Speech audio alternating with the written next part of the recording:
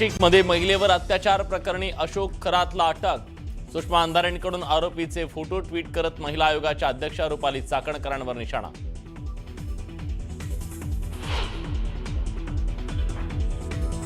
Captain खरातांचं वैयक्तिक आयुष्य किंवा त्यांच्यावर झालेल्या आरोपांबाबत कल्पना नाही। आता जे आरोप होत आहेत त्याबाबत पोलीस निष्पक्षपणे चौकशी करतील। विरोधकांच्या आरोपांवर चाकणकरांचं स्पष्टीकरण। मुख्यमंत्री देवेंद्र फडणवीस दिल्लीला रवाना। केंद्रीय संचालन समितीच्या बैठकीला उपस्थित राहणार। तिन्ही राज्यात फडणवीस प्रचारासाठी उतरण्याची शक्यता।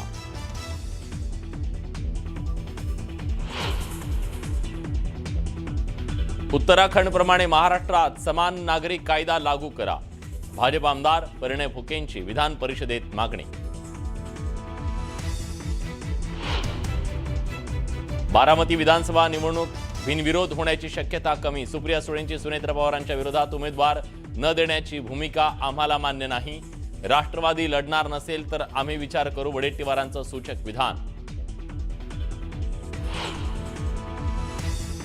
छत्रपती संभाजीनगर जिल्हा परिषद निवडणुकीमध्ये भाजपची बाजी, तर आमचा केसानं गळा कापला। अब्दुल सत्तारांचा भाजपवर आरोप।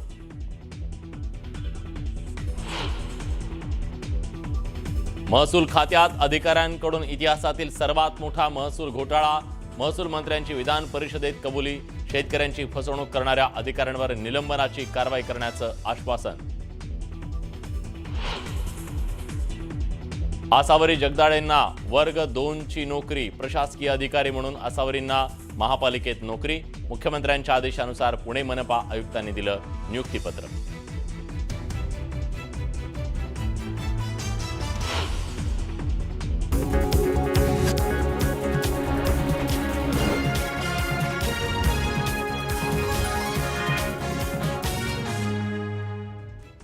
न्यूज 18 मराठीच्या कॉटन किंग स्टुडिओ मध्ये आपलं स्वागत। नमस्कार, मी विलास बडे। तुम्ही पाहताय आपला महाराष्ट्र आणि बुलेटिनच्या सुरुवातीला आपण पाहूया एक संवेदनशील तितकीच धक्कादायक एक बातमी। डिजिटल युगात सुद्धा लोकतंत्र मंत्र आणि भोंदू बाबाच्या आहारी जातात आणि लोकांच्या श्रद्धेचा गैरफायदा घेऊन भोंदू बाबा लोकांचं शोषण करतात। नाशिकमध्ये अशाच भोंदू तंत्र ज्योतिषाचा पर्दाफाश झालाय। कॅप्टन अशोक खरात हा स्वयंघोषित कॅप्टन छोटा मोठा ज्योतिष नाही, तर नाशिकमधील नावाजलेली व्यक्ती, राजकीय पुढारी, मोठमोठे अधिकारी, सेलिब्रिटींचं ज्योतिष सांगणारा हा बाबा चर्चेत होता। हाय प्रोफाईल बाबा। मात्र महिला अनुयायाला गुंगीचं औषध पाजून बलात्कार केल्याचा आरोप त्याच्यावर झाला। या प्रकरणी नाशिक पोलिसांनी त्याला बेड्या ठोकल्या। या प्रकरणाला राजकीय वळण लागलंय ते सुषमा अंधारेंनी केलेल्या आरोपांमुळे। बलात्काराच्या आरोपात अटक झालेला अशोक खरात राज्य महिला आयोगाच्या अध्यक्षा रुपाली चाकणकरांचा गुरु आहे असा आरोप करत त्यांनी खळबळ उडवून दिली आहे।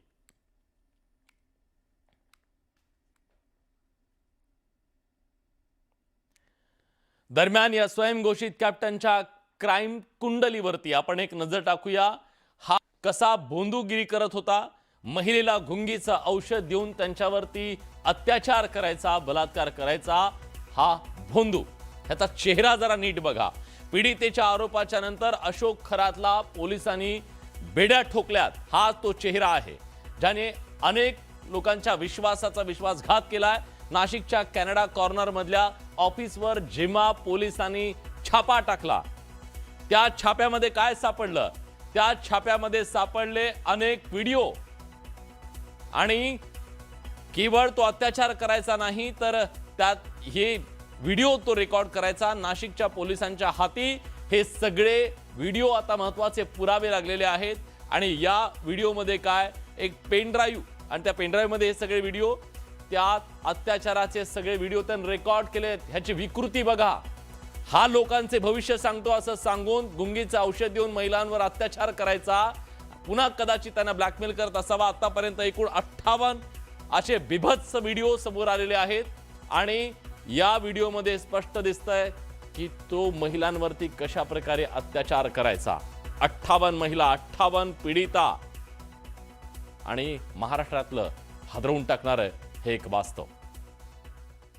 पोलीस स्टेशन सरकारवाडा इथे CR नंबर 74/2026 असा गुन्हा दाखल झालेला आहे फिर्यादीच्या तक्रारीवरून। भारतीय न्यायसंहिता कलम 64, 74, 351 आणि जादूटोणा प्रतिबंध कायदा कलम 3, कलम 1, 2 प्रमाणे हा गुन्हा दाखल करण्यात आलेला आहे. तपास चालू आहे. क्राईम ब्रांच युनिट 1 आणि गुंडा पथक तपास करीत आहे. त्या व्यक्तीवरती कारवाई करण्यात आलेली आहे आणि महिलांच्या शोषण करण्याच्या बाबतीमधली जर का त्या पुरावे असतील तर नक्की त्या बाबतीमधील चौकशी पूर्ण होऊन ही त्याच्यावरती कारवाई होईल. सध्याला चौकशी अजून चालू आहे. त्यांना अटक करण्यात आलेली आहे. चौकशी पूर्ण होईपर्यंत कुठल्याही निष्कर्षापर्यंत मी आज येऊ शकणार नाही किंवा बोलू शकणार नाही, परंतु त्या व्यक्तीवरती नक्कीच कायद्यानुसार नियमानुसार त्यांच्यावरती कडक कारवाई करण्यात येईल. संपूर्ण महाराष्ट्राला हादरवून टाकणाऱ्या या घृणास्पद भोंदूगिरीचा पर्दाफाश झालाय. महाराष्ट्रातले अनेक बडे राजकीय नेते, ज्याच्या पायावरती लोटांगण घालायचे, ज्याच्या डोक्यावर छत्री धरायचे, तो हा हाय प्रोफाईल बाबा, त्याची विकृती आता चव्हाट्यावर आली आहे. अनेक जण त्याला महाराष्ट्राचे एप्स्टीन फाईल म्हणतात. लोकांच्या आस्थेचा खून करणाऱ्या या विकृत भोंदूची काळी कुट्ट कहाणी जरा नीट बघा.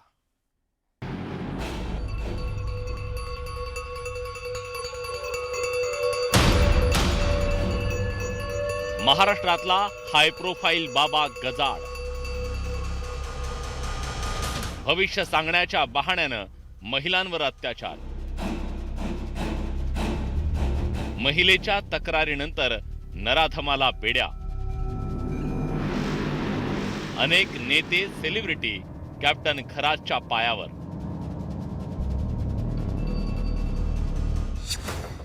स्वतःला ब्रह्मांडाचा गुरु म्हणवणाऱ्या या हाय प्रोफाईल बाबाच्या पायावर मोठे नेते, सेलिब्रिटी, उद्योजक नतमस्तक व्हायचे.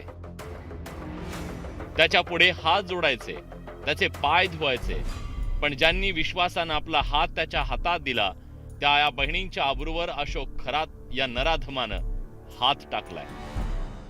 एका महिलेच्या तक्रारीनंतर पोलिसांनी त्याला बेड्या ठोकल्या. आता न्यायालयानं त्याला पोलीस कोठडीत पाठवलं. कॅप्टन अशोक खरात हा राजकीय नेते, सेलिब्रिटींचं भविष्य सांगायचा. भविष्य सांगताना अघोरी उपाय सुचवायचा. हाताची करंगडी कापण्याचा उपाय सुचवायचा. बाबा आपली लघवी भक्तांना प्यायला सांगायचा. विकृत उपायाच्या नावाखाली त्यानं महिलांचं लैंगिक शोषण केलं. महिला आयोगाच्या अध्यक्षा रुपाली चाकणकर या अशोक खरातच्या शिवनिका ट्रस्टच्या संचालिका आहे. नुसत्या संचालिका नाहीत तर अशोक खरातांच्या डोक्यावर छत्री पकडणे, कधी त्याची पाद्यपूजा करणे, असे अनेक व्हिडिओ फुटेज, फोटो या निमित्ताने बाहेर आले.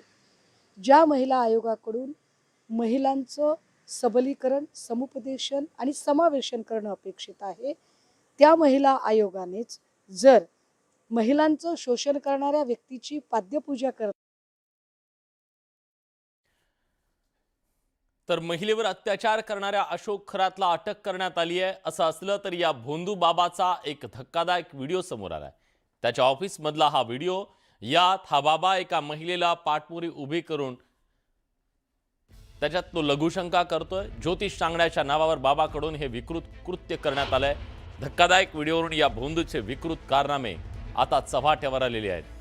तळपायाची आग मस्तकात जाईल अशा प्रकारची ही विकृती आहे, ही भोंदूगिरी आहे. आणि अनेक शिकलेले, सवरलेले लोक सुद्धा अशा लोकांना बळी पडतायत. अनेक महिलांना त्यांना आपल्या वासनेचा बळी ठरवलेला आहे.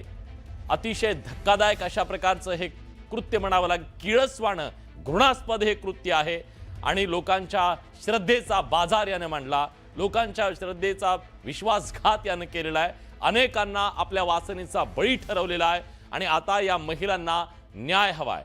किती हाय प्रोफाईल असला, कितीही मोठ्या बड्या नेत्यांसोबत त्याचे फोटो असले, त्याच्या डोक्यावर कोणी छत्री धरत असलं तरी आज तो या महाराष्ट्राच्या समोर उघडा नागडा झालाय आणि आज कायद्यानं सुद्धा त्याला कठोर शिक्षा होणं गरजेचं आहे.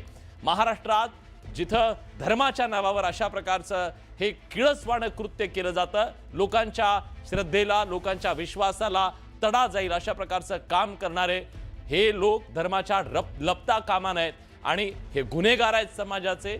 या सगळ्यांवर कठोर कारवाई होणं गरजेचं आहे. आणि आता याची भोंदूगिरी समोर आली आहे. लोकांचे भविष्य हा सांगायचा, पण ह्याचं 4 दिवसातलं भविष्य काय ह्याला माहीत नव्हतं. जो काळ्या कोठडीत आज गेलेला आहे, न्यायालयाने त्याला कोठडीत पाठवलंय.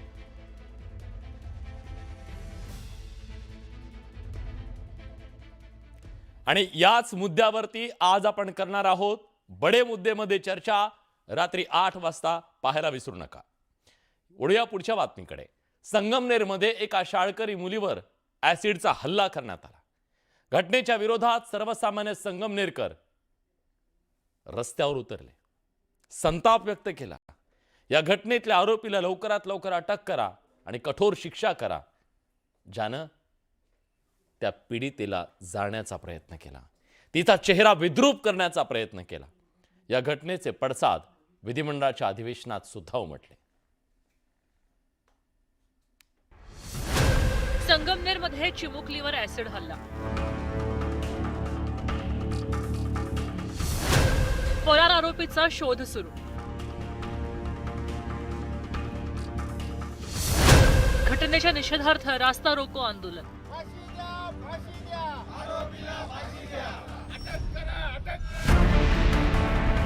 अहिल्यानगर संगमनेर तालुक्यातल्या नागरिक आणि विद्यार्थ्यांनी रस्त्यावर उतरून आंदोलन केलं होतं.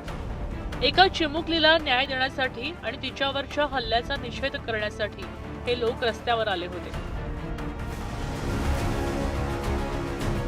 संगमनेरच्या वडगावपान गावात एका शाळकरी मुलीवर ऍसिड हल्ला झाला. 6वीत शिकणारी चिमुरडी शाळा सुटल्यावर घराकडे परतत होती. बाईकवरनं आलेल्या आरोपीनं या मुलीला पत्ता विचारला आणि त्या बहाण्यानं थांबवलं. त्यानंतर काही कळायच्या आत त्यानं या निष्पाप मुलीवर ऍसिड फेकलं आणि आरोपी तिथून पसार झाला. ऍसिडनं चेहरा पोळल्यानं या मुलीनं मदतीसाठी आरडाओरडा केला. त्यानंतर स्थानिकांनी तिला रुग्णालयामध्ये दाखल केलं. या घटनेबद्दल राज्यामध्ये रोष व्यक्त केला जातोय. ती मुलगी एकदम अशी शांत होती, अबोल होती, म्हणजे कोणाशी जास्त बोलत नव्हती आणि तिचं वर्तन खूप चांगलं होतं, राहणीमान पण चांगलं होतं. आता म्हणजे आम्हाला आता शाळेत यायला थोडीशी भीती वाटायला लागली. यायला भीती वाटते थोडी. आता काय झालं पाहिजे असं वाटतं? काय कारवाई झाली पाहिजे याच्यात? कारवाई तर जो कोणी आहे त्याच्यावर कारवाई झाली पाहिजे चांगली. या अगोदर अशी कधीच घटना घडलेली नाही आणि पालकांमध्ये आता मुली शाळेत पाठवायच्या का नाही असा प्रश्न उभा राहिलेला. आणि ग्रामीण भागातून मुली साधारणतः 2-3 किलोमीटरवरून आपल्या सायकलवर वगैरे येत असतात. तर मुलींमध्ये भीती पसरली, शाळेत जायचं का नाही.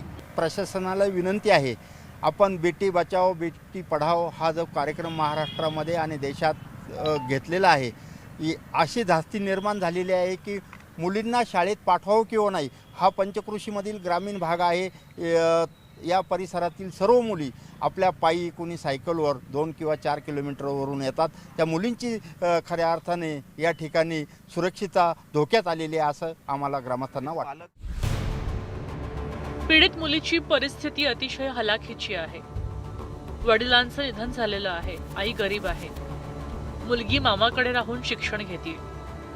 या पार्श्वभूमीवर पीडित मुलीच्या वैद्यकीय उपचाराचा खर्च सरकारनं उचलावा अशी मागणी केली जाते. या घटनेचे विधिमंडळाच्या अधिवेशनात सुद्धा पडसाद उमटले.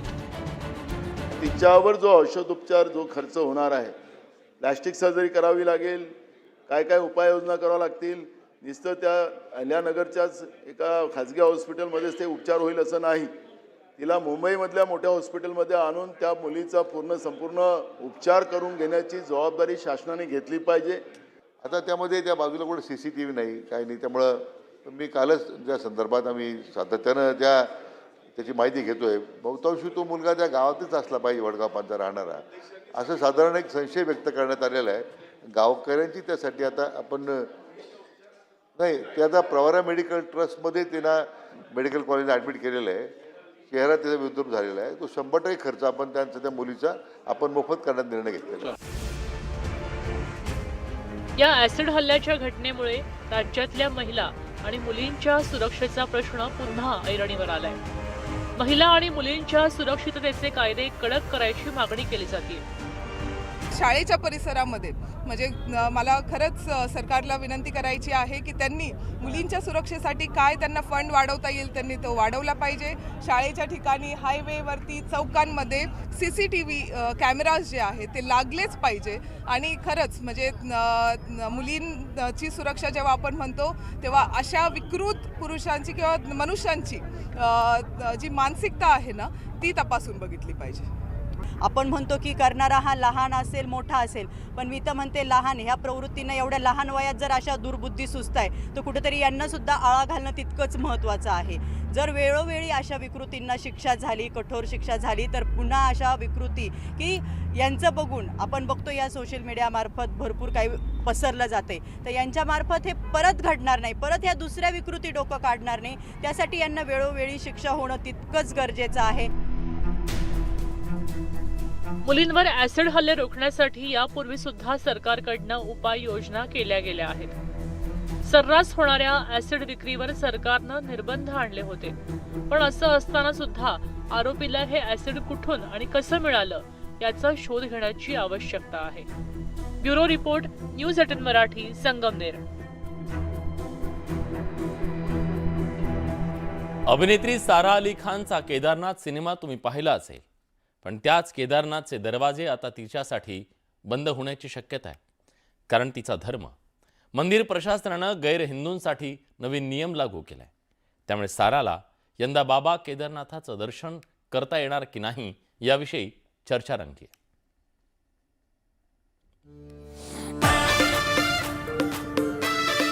अभिनेत्री सारा अली खान चर्चेत आली. केदारनाथ सिनेमातून प्रसिद्धीच्या झोतात आलेल्या सारा अली खानला उत्तराखंडमधील केदारनाथ मंदिरात प्रवेश नाकारला जाण्याची शक्यता आहे. आता तुम्ही म्हणाल, साराला मंदिरात प्रवेश न देण्यामागे असं कारण तरी काय? त्याचं झालं असं की केदारनाथ आणि बद्रीनाथ मंदिर प्रशासनानं गैरहिंदूंसाठी एक नवा नियम लागू केला. या नियमानुसार गैरहिंदू व्यक्तीला मंदिरात प्रवेश देण्यापूर्वी हिंदू देवाविषयी श्रद्धा व्यक्त करणारं प्रतिज्ञापत्र द्यावं लागणार आहे. प्रतिज्ञापत्र दिल्यानंतरच गैरहिंदूंना केदारनाथ आणि बद्रीनाथ मंदिरात प्रवेश दिला जाणार आहे. येत्या 19 एप्रिल पासून चारधाम यात्रेला सुरुवात होणार. या पार्श्वभूमीवर केदारनाथ बद्रीनाथ मंदिर प्रशासनानं हा निर्णय घेतला. किसी भी मंदिर की बात हो जिसमें गैर सनातनी को आने से जो प्रतिबंधित किया गया वो पूर्ण रूप से सत्य है और हमको आगे बाकी सभी चीजों पर ध्यान देना चाहिए. मी सनातनी आहे आणि माझा हिंदू धर्मावर विश्वास आहे असं प्रतिज्ञापत्र गैरहिंदूंना द्यावं लागणार आहे. या पार्श्वभूमीवर यंदा सारा अली खानला केदारनाथ मंदिरात प्रवेश दिला जाणार का याविषयी आता चर्चा सुरू झाली आहे. कारण तिला आता हिंदू देवांविषयी असलेली श्रद्धा प्रतिज्ञापत्राच्या माध्यमातून सिद्ध करावी लागणार आहे. यहाँ पे जो भी है सब सनातनी है, क्योंकि हमारा जब जन्म हुआ है, सनातन मतलब जिसका ना आदि है ना अंत. सारे रिलीजन 1000-1500 साल पुराने हैं, सनातन ही है जो सत्य है, तो वो भी सनातनी ही है. अब उनको लिखने में, सत्य लिखने में क्या घबराहट, लिख दीजिए. सारा अली खान ही दरवर्षी केदारनाथला दर्शनासाठी जाते. तसंच आपल्या केदारनाथ यात्रेचे फोटो आणि व्हिडिओही ती आपल्या सोशल मीडिया अकाउंटवर शेअर करते.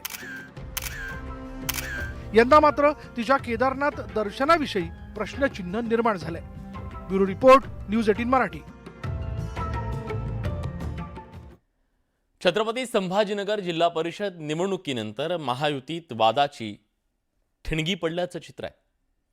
भाजपनं सत्ता काबीज केली, पण शिवसेनेनं बहिष्कार टाकत विश्वासघाताचा आरोप केलाय. केसानं गळा कापला आमच्या मित्रानं, असं त्यांचं म्हणणं आहे. तर तिकडे सांगलीमध्ये महाविकास आघाडीने महायुतीचा करेक्ट कार्यक्रम केलाय.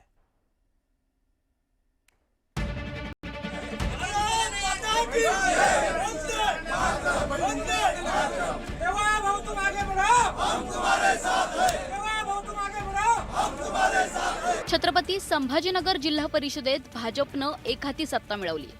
दोन्ही शिवसेनांनी निवडणुकीवर बहिष्कार टाकल्यानं अध्यक्षपदाचा मार्ग मोकळा झाल्यामुळं भाजपचे अविनाश गलांडे पदावर विराजमान झाले. मात्र निवडणुकीच्या आदल्या दिवसापर्यंत भाजप आणि शिंदेंच्या शिवसेनेत चर्चा सुरू होती. 2.5 वर्षांचा फॉर्म्युलाही ठरला होता. मात्र तो फॉर्म्युला अस्तित्वात आलाच नाही. 2 आमदारांना त्यांच्या नातेवाईकांना अध्यक्ष करायचं होतं, म्हणून त्यांनी एकनाथ शिंदेंना चुकीची माहिती दिल्याचा दावा अतुल सावेंनी केला. आम्हाला बहुमताचा आकडा गाठता आला असा टोलाही यावेळी सावेंनी लगावला. त्याच पद्धतीने पुढच्या 2.5 वर्षात शिवसेनेचा अध्यक्ष आणि भाजपचा उपाध्यक्ष असं त्या बैठकीत ठरलं. सगळं टाईप केलं, सगळं झालं. त्यानंतर अचानक काय घडलं मला माहित नाही. 3 दिवसापुढे असं माहिती पडलं की त्यांनी जे अपक्ष किंवा आमचे पुरस्कृत उमेदवार होते त्यांना फोन करून सांगत होते की आम्ही वेगळं सरकार बनवणार आहोत. शिंदेंच्या शिवसेनेनं या सगळ्या घडामोडींवर आक्रमक पवित्रा घेतलाय. शिवसेनेला 2.5 वर्षांसाठी अध्यक्ष देण्याचं ठरलं होतं, मात्र केसांना गळा कापला असा गंभीर आरोप शिंदेंच्या शिवसेनेनं केलाय. ठाकरेंच्या शिवसेनेचे सदस्य सांभाळण्याचं काम भाजपनं केल्याचा आरोपही शिंदेंच्या शिवसेनेकडून करण्यात आला. संभाजीनगरचे परिणाम राज्यातही दिसतील असा इशाराही देण्यात आला. एकनाथ शिंदे साहेबाचा आदेशाचा पालन करून आम्ही आमची जी काही त्यांनी ठरवलेलं होतं का आम्हाला पहिले अध्यक्षपद देणार, राज्याच्या माहितीमध्ये राज्याच्या वाटाघाटीमध्ये हे संभाजीनगर जिल्ह्यामध्ये आम्हाला अध्यक्षपद द्यावं असं त्यांचं ठरवलं. 1-2 मतं कमी जास्त असतात, त्याच्यामध्ये काही फार मोठी गोष्ट नाही. परंतु ह्या पद्धतीने जसा काय म्हणतात त्याला केसाने गळा कापणे असा हे खेळ झालेला आहे. छत्रपती संभाजीनगरमध्ये ठाकरेंची शिवसेना आणि शिंदेंची शिवसेना एकत्र येणार असल्याची चर्चा सुरू होती. नवी समीकरणं जुळवण्यासाठी प्रयत्न सुरू होते, मात्र ते सर्व प्रयत्न अपयशी ठरले. छत्रपती संभाजीनगरमध्ये भाजपनं विजय मिळवला तर सांगलीत महाविकास आघाडीनं महायुतीला जोरदार धक्का दिला. शरद पवारांच्या राष्ट्रवादी काँग्रेसच्या संगीता पाटील 34 मतांनी विजयी झाल्या, तर भाजप उमेदवाराला 25 मतं मिळाली. जयंत पाटील यांच्या नेतृत्वात मिशन लोटसला चकवा दिल्यामुळं मवियाचा आता आत्मविश्वास दुणावला. राष्ट्रवादी काँग्रेस पक्ष व अजित पवार पक्ष, राष्ट्रवादी काँग्रेस अजित पवार पक्ष यांची आणि आमची ही बऱ्याच ठिकाणी आघाडी झालेली होती. त्यामुळं त्यांचेही 6 सदस्य निवडून आलेले होते आणि त्यामुळं हा निर्णय हा अनपेक्षित नाही आहे, हा अपेक्षितच निर्णय आहे. आता सांगलीत मिळालेला विजय विरोधकांना बळ देणारा ठरलाय, तर छत्रपती संभाजीनगरमध्ये राजकीय घडामोडींमुळे महायुतीत अविश्वासाचं वातावरण निर्माण झालंय. Bureau report, news 18 Marathi. एक महत्त्वाची बातमी आपल्या हाती येते. राज्यात पुन्हा एकदा पक्षांतरावरून दावे प्रतिदावे केले जात आहेत. काँग्रेसचे काही खासदार शिवसेनेच्या संपर्कात असल्याचा दावा उदय सामंत यांनी केला. तर उद्योगमंत्र्यांनी नवीन उद्योग शोधायला हवेत असा टोला विजय वडेट्टीवारांनी लगावलाय. त्यामुळे पुन्हा एकदा फोडाफोडीच्या राजकारणावरून आरोप प्रत्यारोप रंगू लागले.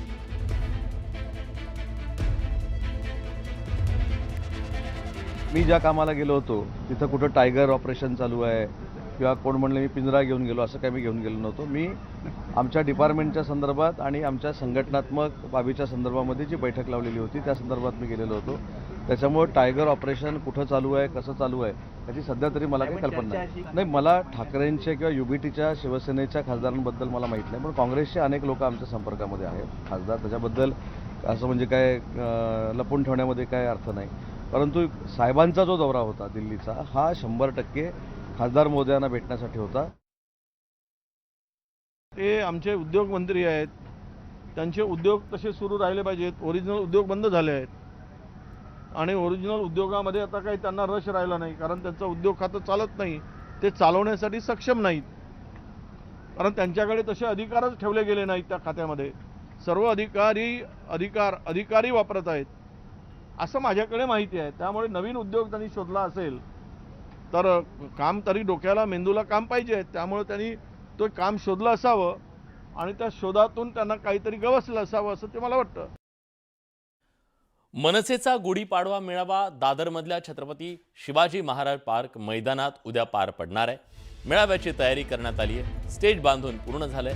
या मेळाव्यानिमित्तानं राज ठाकरे नेमका काय संदेश कार्यकर्त्यांना देणार, सभासद नोंदणी करून काही सूचना देणार का, बदलत्या राजकारणावर काही भाष्य करणार का आणि महाराष्ट्राची अस्मिता तसंच मराठी भाषेच्या संदर्भात काय बोलणार याची उत्सुकता. दिल्लीचेही तख्त राखतो महाराष्ट्र माझा.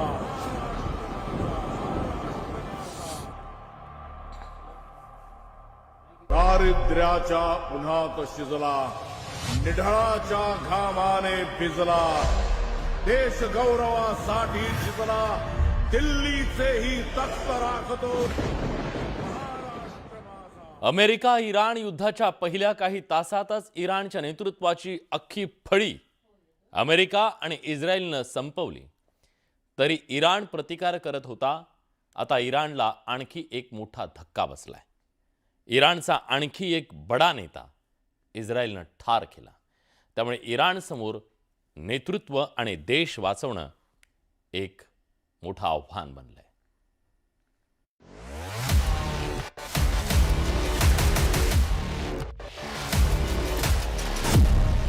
इस्रायल अमेरिकेचा इराणला धक्का. इराणच्या शक्तिशाली नेत्याचा मृत्यू. इराणचा टॉपचा कमांडर अली लारिजानी ठार. इराण आणि अमेरिकेच्या युद्धात दोन्ही बाजूंकडून जोरदार हल्ले केले जात आहेत. अशात अमेरिका आणि इस्रायलने इराणला मोठा धक्का दिलाय. इराणचे सर्वोच्च नेते आयातुल्ला अली खामेनी यांच्या मृत्यूनंतर इराणच्या राष्ट्रीय सुरक्षा परिषदेचे सचिव अली लारिजानी हे देखील इस्रायलच्या हल्ल्यात ठार झाले.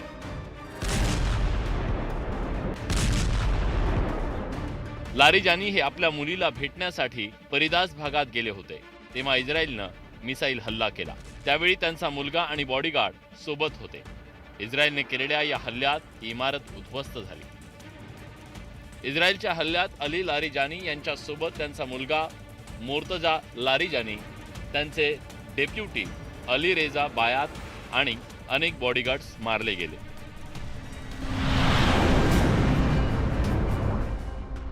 इराणचे परराष्ट्र मंत्री अब्बास आरागाची यांनी अमेरिका आणि इस्रायलच्या हल्ल्यात अली लारिजानी यांच्या मृत्यूला दुजोरा दिला. खामेनी यांच्यानंतर राष्ट्रीय सुरक्षा परिषदेचे सचिव असलेले अली लारिजानी इराणमधील महत्त्वाचे नेते होते. इराणच्या सत्ता रचनेत लारिजानी यांची महत्त्वाची भूमिका होती. इराणच्या सुरक्षा धोरणाचे शिल्पकार म्हणून ते ओळखले जायचे. सर्वोच्च राष्ट्रीय सुरक्षा परिषदेचे प्रमुख म्हणून त्यांनी राजकीय नेतृत्व, लष्कर आणि गुप्तचर यंत्रणा यांच्यात समन्वय साधण्यात आणि युद्धकाळात रणनीती आणि अंमलबजावणी या दोन्हीचं व्यवस्थापन करण्यात एक महत्त्वाची भूमिका बजावली. कंप्लीट सिक्युरिटीचं तंत्र त्यांच्या हाताखाली होतं.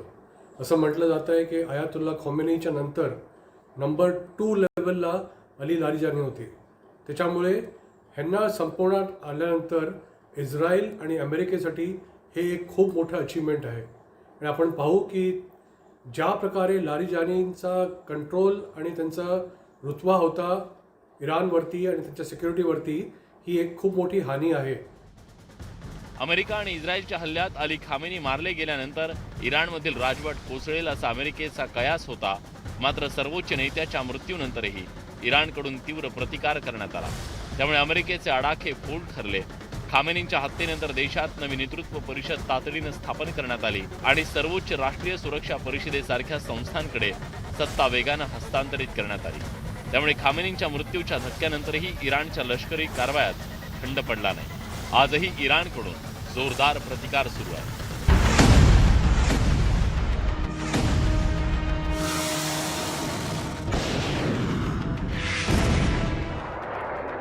आखातातील अमेरिकेच्या तळांना आणि इस्रायलमधील शहरांवर ड्रोन हल्ले आणि मिसाईल हल्ले करत इराणनं इस्रायल आणि अमेरिकेला जेरी सांडले. अशात इराणचे शक्तिशाली नेते असलेल्या अली लारिजानी यांच्या मृत्यूमुळे इराणला मोठा धक्का बसल्याचा दावा केला जातोय. मात्र इराण मजबूत असल्याचा दावा अब्बास अरेगाचींनी केला. इराणच्या IRGC म्हणजेच इस्लामिक रिव्होल्युशनरी गार्ड कॉप्सनंही हत्येचा बदला घेण्याचा इशारा दिलाय. ह्या 2 लोकांना ठार मारल्यानंतर ही एक जी बाब आहे ही खूप मोठी आहे आणि इराणसाठी हा एक सेटबॅक आहे. पण आपण पाहतो की इराणचे लोक चिवट आहेत आणि त्यांनी ऑलरेडी म्हटलं आहे की आम्ही ह्या घटनेचा बदला घेऊ, कारण आता ही लढाई आणखीन पुढे चिघळणार. अशातच इराणनं इस्रायलवर मिसाईलनं जोरदार हल्ले केले. तेल अवीववर इराणनं मिसाईलचा वर्षाव केला.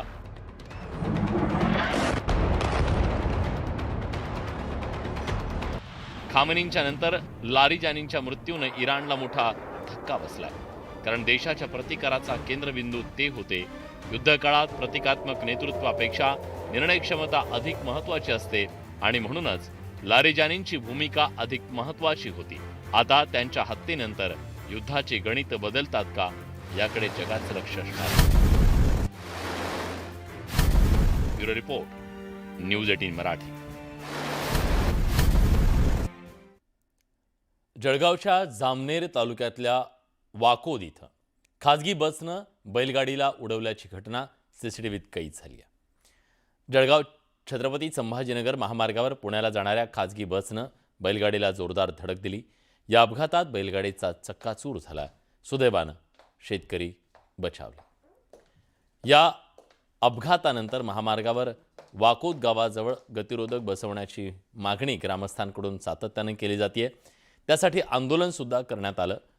पण या अपघाताच्या नंतर पुन्हा एकदा या परिसरातली सुरक्षा जी आहे, रस्ते सुरक्षा, ती चव्हाट्यावर आली आहे.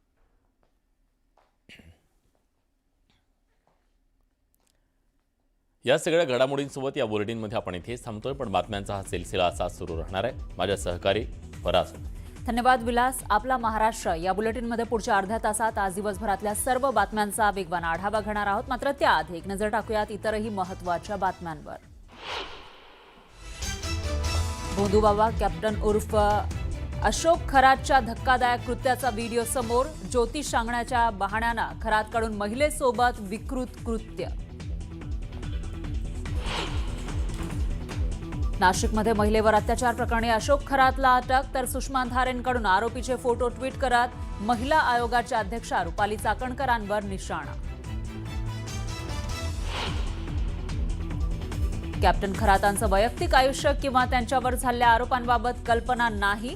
आता जे आरोप होत आहेत त्याबाबत पोलीस निष्पक्षपणे चौकशी करतील. विरोधकांच्या आरोपांवर चाकणकरांचं स्पष्टीकरण.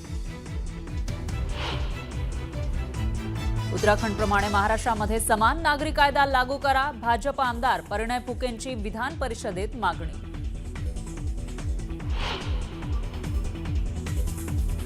बारामती विधानसभा निवडणूक बिनविरोध होण्याची शक्यता कमी. सुप्रिया सुळेंची सुनेत्रा पवारांच्या विरोधात उमेदवार न देण्याची भूमिका आम्हाला मान्य नाही. राष्ट्रवादी लढणार नसेल तर आम्ही विचार करू. वडेट्टीवारांचं सूचक विधान.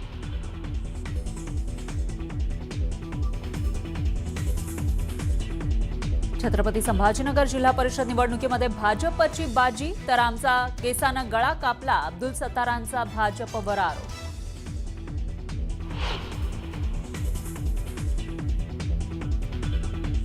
महसूल खात्यामध्ये अधिकाऱ्यांकडून इतिहासातील सर्वात मोठा महसूल घोटाळा. महसूल मंत्र्यांची विधान परिषदेमध्ये कबुली. शेतकऱ्यांची फसवणूक करणाऱ्या अधिकाऱ्यांवर निलंबनाची कारवाई करण्याचं आश्वासन. आणि असावरी जगदाळे यांना वर्ग 2ची नोकरी. प्रशासकीय अधिकारी म्हणून असावरी यांना महापालिकेत नोकरी. मुख्यमंत्र्यांच्या आदेशानुसार पुणे मनपा आयुक्तांनी दिलं नियुक्तीपत्र.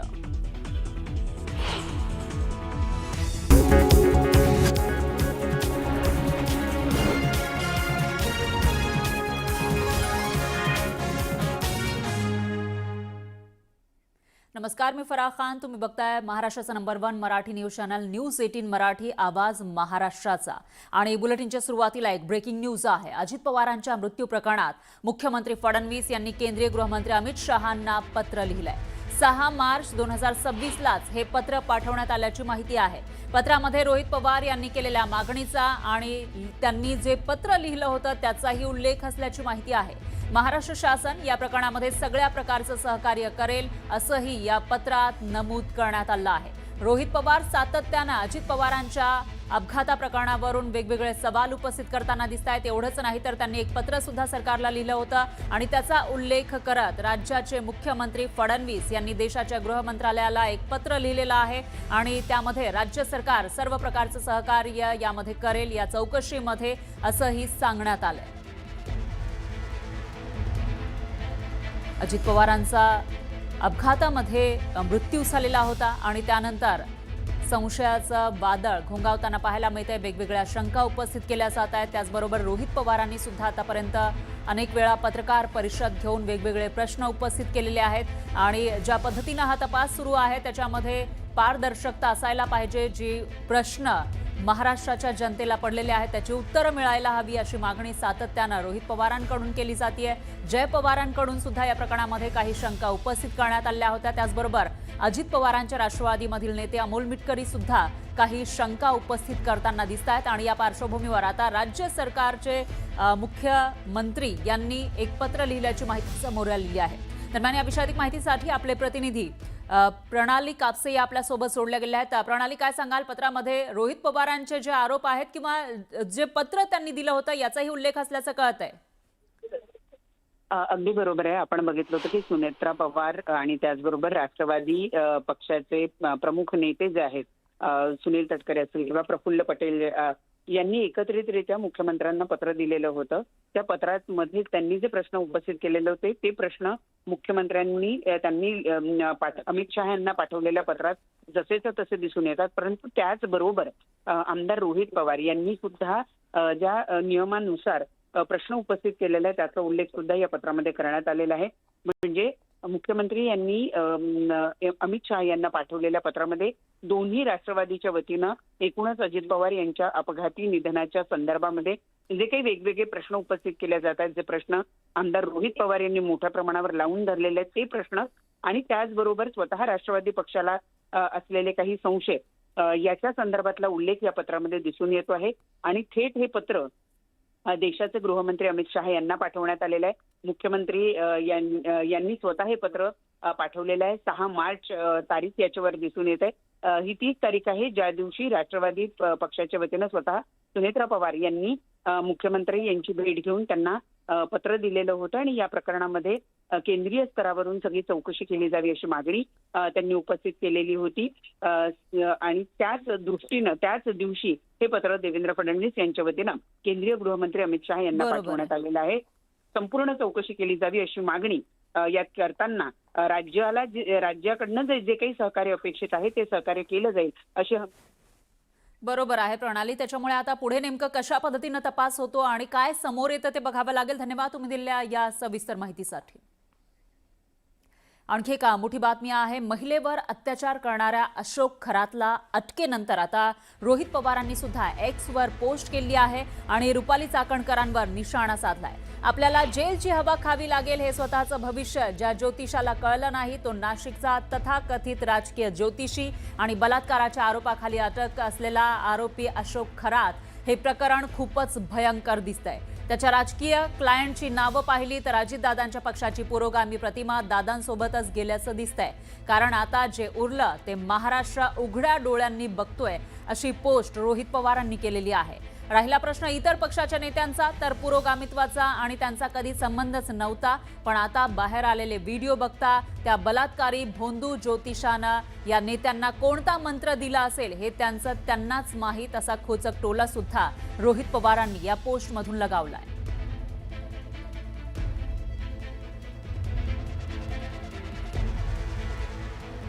दरम्यान अंजली दमानिया यांनी सुद्धा यावर भाष्य केलेलं आहे. त्यांनी ही पोस्ट केलेली आहे एक्सवर. काय म्हणतायत अंजली दमानिया बघूया. सामाजिक कार्यकर्ते अंजली दमानिया यांनी या प्रकरणामध्ये ही पोस्ट केलेली आहे आणि त्या म्हणतायत बलात्काराचे आरोप असणाऱ्या अशोक खरात यांचे महाराष्ट्राच्या महिला आयोगाच्या अध्यक्षा यांचे पाय धुतानाचे व्हिडिओ क्वेश्चन मार्क त्यांनी प्रश्न या ठिकाणी उपस्थित केला आहे. खूप वर्ष त्यांना या ओळखतात असं दिसतंय. त्यांच्या संघटनेवर त्यावर पदाचा पण उल्लेख आहे असं सुद्धा या ठिकाणी अंजली दमानिया यांनी म्हटलेलं आहे. या माणसाची प्रचंड माहिती माझ्यापर्यंत येते, लवकरच खुलासा करेन असं सुद्धा अंजली दमानिया यांनी म्हटलेलं आहे. त्यामुळे आता ही माहिती नेमकी काय आणि कधी अंजली दमानिया याचा खुलासा करणार ते बघावं लागेल.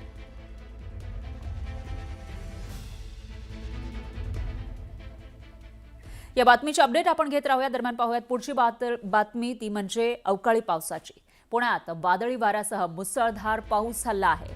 वादळी वाऱ्यासह झालेल्या या अवकाळी पावसानं पुणे सातारा महामार्गावर हरिश्चंद्री गावच्या हद्दीत पाणी साचलं होतं. पुणे सातारा महामार्गावर हरिश्चंद्री गावच्या हद्दीमध्ये उड्डाण पुलाचं काम सुरू आहे. त्यामुळे मुख्य महामार्गावरची वाहतूक दुसऱ्या रस्त्यावरून वळवण्यात आली. अवकाळी पावसामुळे नागरिकांची मात्र मोठी तारांबळ उडाली. ही तिकडची दृश्य आपण बघू शकतो.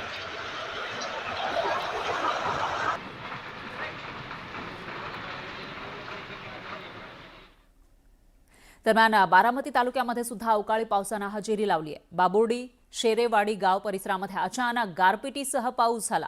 यामुळे गहू, हरभरा, कांदा पिकांचं मोठं नुकसान झालंय. यामुळे शेतकरी आर्थिक चिंतेत सापडलाय. ही दृश्य आपण बघू शकतोय. बारामती तालुक्यामध्ये अशा पद्धतीनं गारांचा पाऊस पडलेला आहे आणि त्यामुळे हाताशी आलेली पिकं वाया जाताना दिसून येत आहेत. गहू असेल, कांदा असेल किंवा इतरही जी पिकं सध्या तयार आहेत, हरभरा त्यामध्ये आहे, या पिकांचं नुकसान होताना दिसून येत आहे. दरम्यान लातूर जिल्ह्यामध्ये वादळी वाऱ्यासह गारपीट झाली आणि अवकाळी पावसानं हजेरी लावली. यामुळे शेतीचं मोठं नुकसान झालंय. गहू, ज्वारी, हरभरा या रब्बी पिकांसोबतच आंबा, टोमॅटो आणि चिकूच्या बागांना सुद्धा फटका बसलाय. पुढील 2 दिवस वादळी वाऱ्यासह गारपीट होण्याचा अंदाज हवामान विभागानं वर्तवलाय. दरम्यान शेतकऱ्यांनी सावधगिरी बाळगण्याचं आवाहन प्रशासनाकडून केलं जात आहे. तर नुकसानीचे पंचनामे करून भरपाई द्यावी अशी मागणी शेतकऱ्यांनी केली आहे. वारा, पाऊस, गारपीट प्रचंड प्रमाणात झाली आणि जवळपास त्याच्यामध्ये आमचा 30 ते 40% आंबा हा वाऱ्याने पडलेला आहे आणि हा पडल्यामुळं याला मार लागून प्रचंड नुकसान झालेलं आहे. तर एवढंच म्हणणं आहे की महाराष्ट्र शासनाने शेतकऱ्यांचं नुकसान लक्षात घेता काहीतरी त्याला मदत म्हणून मदत जाहीर करावी. तर इकडे नाशिक जिल्ह्यामध्ये बागलाण, ताहराबाद, मुल्हेर भागामध्ये वादळी वाऱ्यासह जोरदार पाऊस झाला आणि या पावसाच्या वेळी जोरदार गारपीट सुद्धा झाली. यामध्ये गहू, कांदा पिकांचं मोठं नुकसान झालंय.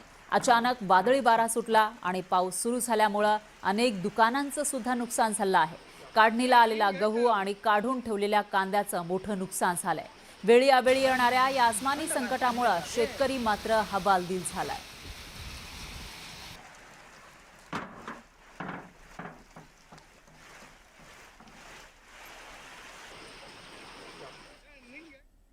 तर दुसरीकडे कोल्हापुरात सुद्धा वादळी वाऱ्यासह पावसानं हजेरी लावलेली आहे. कोल्हापुरात वादळी वारा सुटला होता आणि गारांचा पाऊस झाला. दरम्यान रब्बी पीक घेतलेल्या शेतकऱ्यांचं नुकसान होण्याची भीती वर्तवली जाते आणि झालेल्या पावसामुळे शेतकऱ्यांना मात्र मोठा फटका बसला.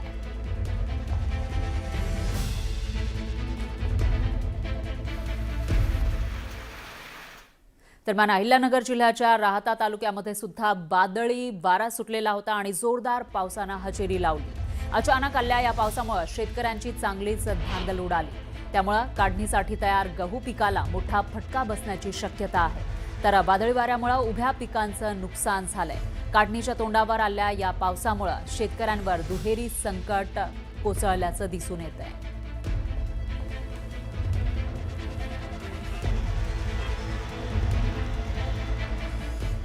आणि गोंदिया जिल्ह्याच्या मोरगाव अर्जुनीमध्ये सुद्धा या तालुक्यामध्ये वादळी वाऱ्यासह मुसळधार पावसानं हजेरी लावली आहे.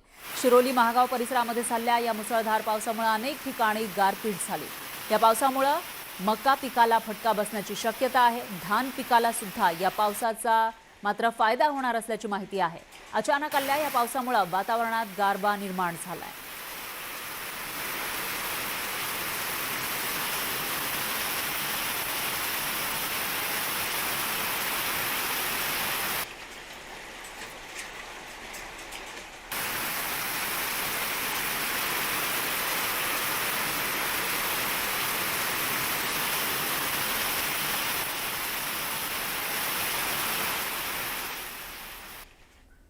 फक्त आपल्या राज्यातच नाही तर दिल्लीमध्ये सुद्धा मुसळधार पाऊस सुरू आहे.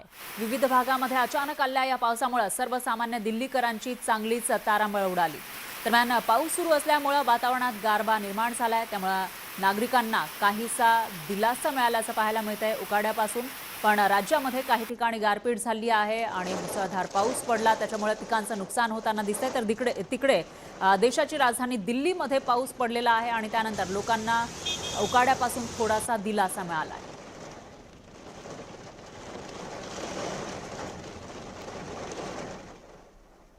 आणि इकडे साताऱ्याच्या फलटण तालुक्यामधील गिरवी धुमाळवाडी परिसरात गारपीट झाली आहे.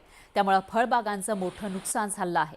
विजांचा कडकडाट आणि वादळी वाऱ्यासह झालेल्या या गारपिटीमुळे काढणीला आलेल्या पिकांचं मोठं नुकसान झालंय.